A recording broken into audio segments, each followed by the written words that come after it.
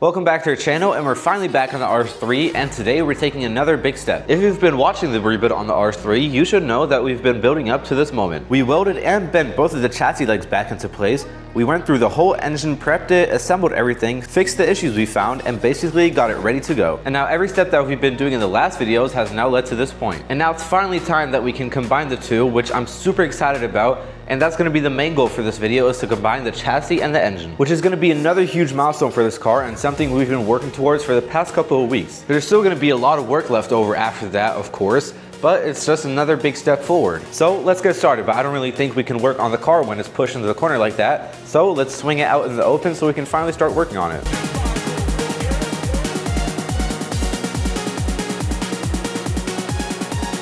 Now that we have the car turned around and ready to get worked on, we are gonna jack it up and put it on jacks all around so that we have it at a good height to work around and so that it doesn't just move around because we have it on the dollies. So let's do that.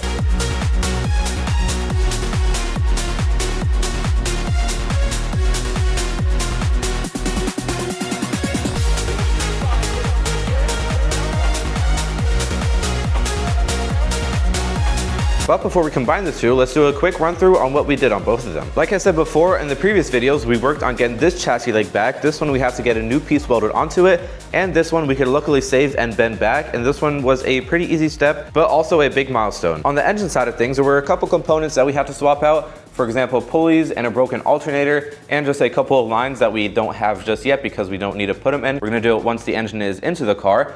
Then we also put some nice upgrades from AUDI onto here. And these are only the first parts of the upgrades that we have for this car. We have a full intake system as well with this turbo inlet down here. And then also a new charge pipe, which then leads to a way bigger intercooler. And then on the other side of the intercooler, we have another charge pipe that goes all the way up to here into the intake manifold. And like I said, we have a full intake system for this car, which is gonna look absolutely sick with this car because it is full carbon. And like I said on the car, we had to get a new piece welded onto here, which was this inside piece right here. We were able to save the outside wall right here. Since we had to weld it, we also had to sand it down, and we had some burn marks on there, which is normal, and we had to paint it again. This thing looks really, really good, and I have to say it looks better than OEM because we painted this entire thing and not how they would do it back here. This is like what the OEM paint looks like. It's just like little mist particles of the rest of the paint that just lands on here. We fully painted it and I think it looks a lot better. And the same thing on the other side, we had a couple marks that we fixed up as well. These are now ready, and the same as with the engine. But there's one more step that we want to do for this chassis leg where we welded onto it.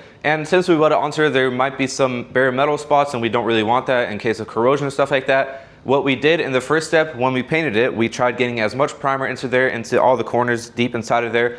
But you never know that there might be some spare spots in there. So what we have is some cavity conservation. This is a wax where you hold it into all the holes, and then you have the little nozzle at the top which sprays it into all corners. And this one is just gonna put a whole layer of wax into the entire chassis leg to just prevent any corrosion and just protect this chassis leg. Since we wanted to also stay in the chassis leg, I'm just putting some tape over all the small holes and the cutouts to prevent it from shooting out everywhere.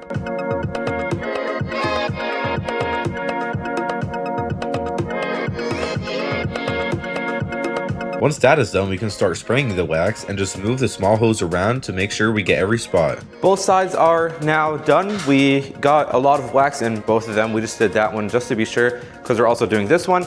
And it's also a pretty messy job, but it's definitely worth it. So let's let these one dry and then continue.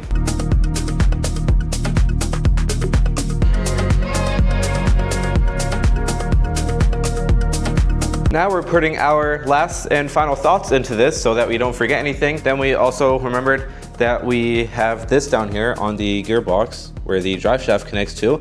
This piece over here, we still have the whole drive shaft situation because we're still missing that little cover right here. Besides that, we should be able to get it back together, and a lot of people are kind of doubting this.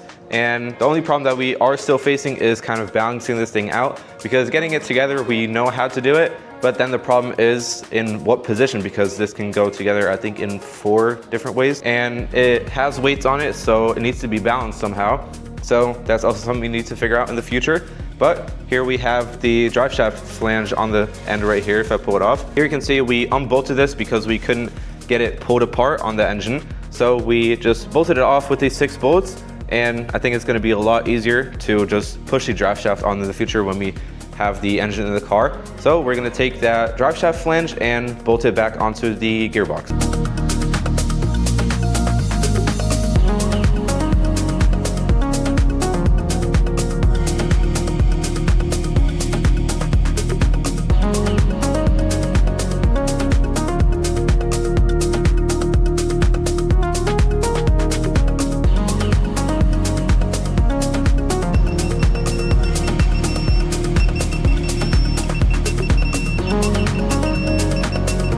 Now before we put the engine in, we're going to spin it around so we can actually put it in the car, and then we're also checking how the engine is hanging and if it's tilting. So now after thinking everything through, we are now ready to put the engine back into the car. We just put some towels on the chassis leg so that in case we kind of hit it, we don't scratch anything up, and we also at the same time protect the engine in case we hit something on the chassis leg. So it's kind of saving both in the same way. So now is the big step where we're finally putting the engine back into the car. And yeah, we're not too sure if we're gonna keep it on the engine lift or put it on the jack so it's more level or whatever. We're gonna figure that one out as we go, but let's just hope that this one is a smooth ride. But the engine was tilting slightly, so we connected the driver's side engine mount so we can use that as a point to hold the entire engine and gearbox, because the gearbox was dragging it down and making it tilt, which we don't want. And here you can see that it looks completely straight now. So we're going to give it our first shot and try coming in straight from the front at the height at which this engine would be when it's in the car. So for that, I slid on the passenger side engine mount and had to use some silicone spray because it actually just slides on, but not really that easily.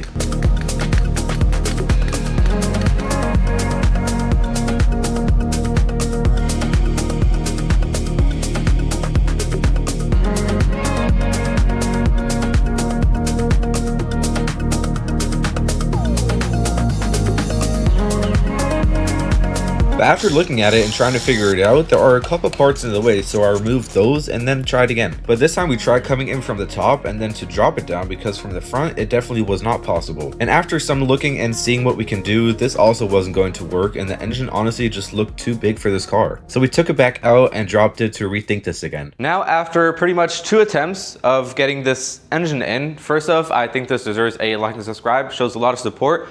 But the first attempt was to get it in completely straight, just normally trying to get it in as easy as possible. That didn't work. Then we tried to get it in from the complete top, but that was too wide. Then we took off the charge pipe to try and make it fit. That didn't work, and then we were kind of lost and didn't really know what to do because getting it out was also a bit of a struggle. And now we're thinking that we can take the engine mounts off, but the problem on this one is that this one also sticks out with this whole bracket right here. And the problem is not taking this one off, but the bracket behind it. We can reach these 2 bolts, but this one would be right behind the chassis leg. And then we notice that there is this cutout back here, and this one goes completely through. I guess that one is for that bolt to get the engine in and out, and also for the engine mount. So that's what we're gonna do. We're gonna take both of the engine mounts out and then go in from the bottom, lift it up, put the engine mounts back on, and then hope for the best.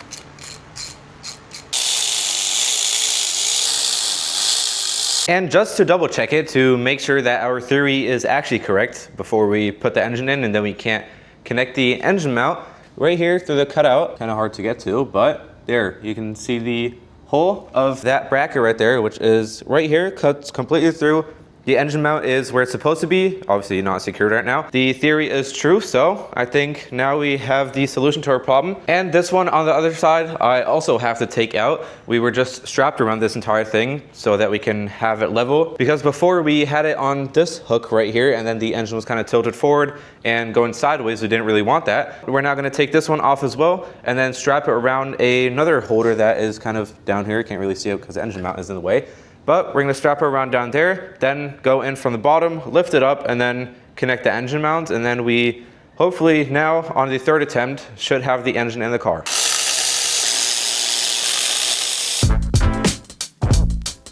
And this attempt started to look a lot better, and we're finally able to fit it in between the chassis legs for once and could start lifting it up. When it was at a good height, I was now able to attach the engine mount back on, and once the mount was bolted on and secure, we moved the engine to its position and inserted the bolts which go from the engine mount to the chassis.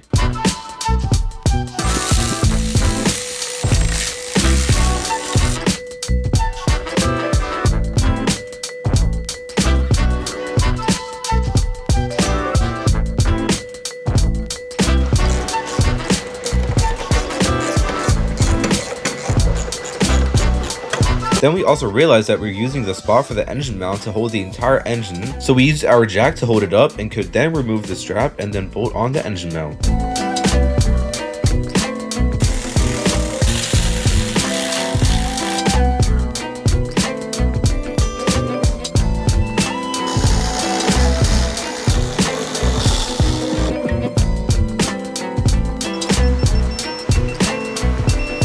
There we have it. The engine is finally back in the car. We just torqued down all of the engine mounts this side and also that side. Everything worked smoothly, and I do have to say that it's pretty crazy how tight and fitting this actually is for the car. We still have the towels in between here, but if we take them out here, you can see that there's barely a gap in there. And the same thing on the other side. We pull this one out. Here's also super tight. We have a lot of space right here, but that's where all the wiring is gonna go. As I said, super tight fit, and we can also take this off and now also remove our engine lift. But we're not 100% done yet with the engine mounts. We still have this one, which people call the dog bone engine mount. And yeah, this one is just goes underneath and stops the engine from swinging back and forth. So we're gonna put this one in before we do anything else. But whilst we were down here, we found a pretty big issue, and it's this oil on the oil pan. Now, we've seen this before, but that was when our oil filter housing was broken, so we were pretty sure that it came from there. But we've replaced it and everything should be sealed. We're just going to clean it up and keep an eye out for that and see if any oil comes back.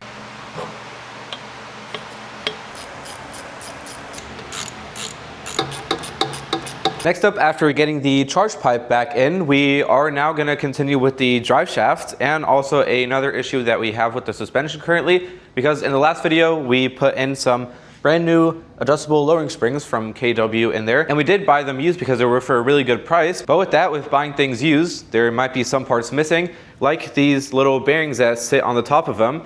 The OEM ones also have a bearing that sit on top, and then we figured out after getting these installed that we are missing them, which go all the way at the top, and this is what we have here. We ordered them and have the new ones right here. As you can see, they spin as well right here, and these just kind of sit on top of the spring and let the entire thing spin freely, because right now it's kind of stuck. It spins, but then it kind of just jumps around because obviously it has too much friction up there. So that's what we're going to do. Take this wheel off, get the strut off, and then whilst we're already here, we're going to put the drive shaft in.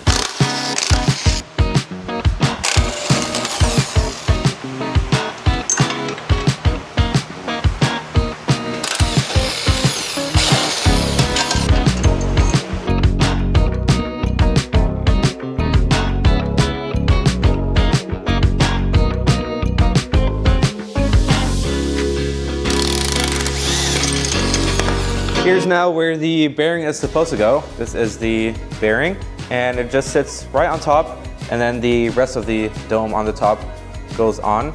And here we have our new coworker.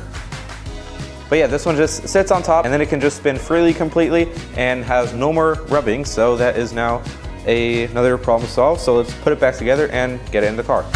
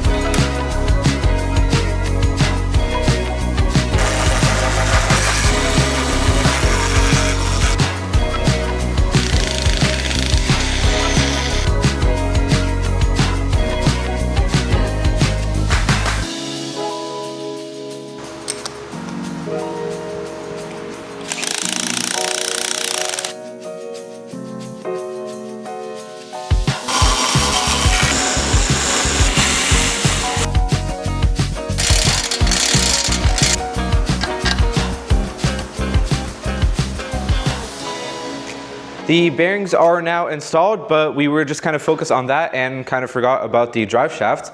So now we're gonna have to take this wheel off again, and then we're gonna disconnect the lower control arm down here so that we can bend it up and then put the drive shaft in.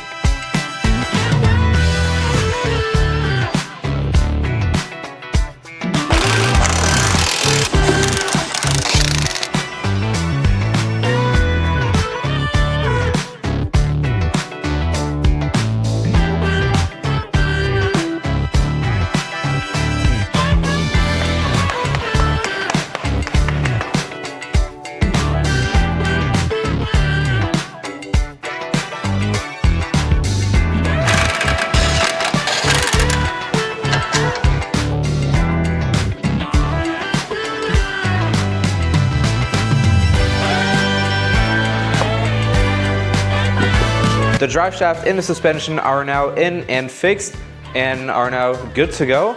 And yeah, you can see the drive shaft in the bottom is all in there, other side as well. What I just saw is that we left the charge pipes open, so just to keep them clean, we'll throw some gloves on them to just shut them off, and yeah, let's do that real quick. Whilst we're down here, we might as well hang up this little cooler, which is the oil cooler for the transmission. And this one just hangs up by 3 nuts right here. This one has a little bit of damage on the bottom, but is still completely tight.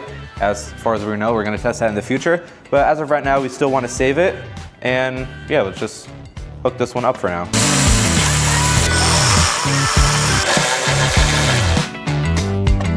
We can also start cleaning up some of these wires because they're just all bunched up and you can't even see which is which. So I'm just organizing these and connecting some back up again.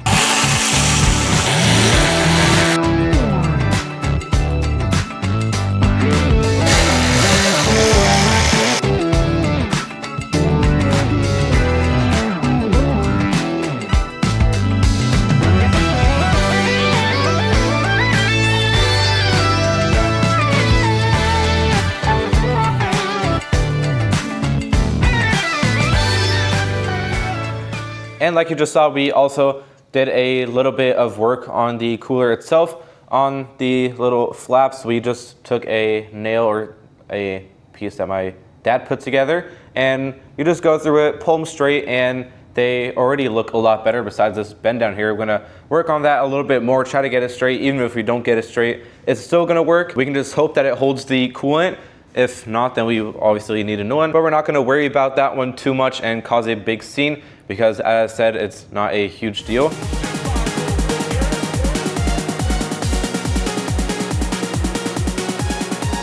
We made some huge progress today. We finally got the entire engine back into the car and also made a lot more progress on the drive shaft and also on the wiring. Just sorted a lot of stuff out, but we still don't know if the car runs or not. There are a couple of things holding us back from finding that out, but that's what we're gonna be solving in next week's video, so make sure you stay tuned for that. So I'd say here's gonna wrap up this week's video. I hope you guys enjoyed it. Make sure to check out my other platforms. They're gonna be linked in the description down below. Make sure to like and subscribe and turn on the post notification. Drive safe and stay tuned.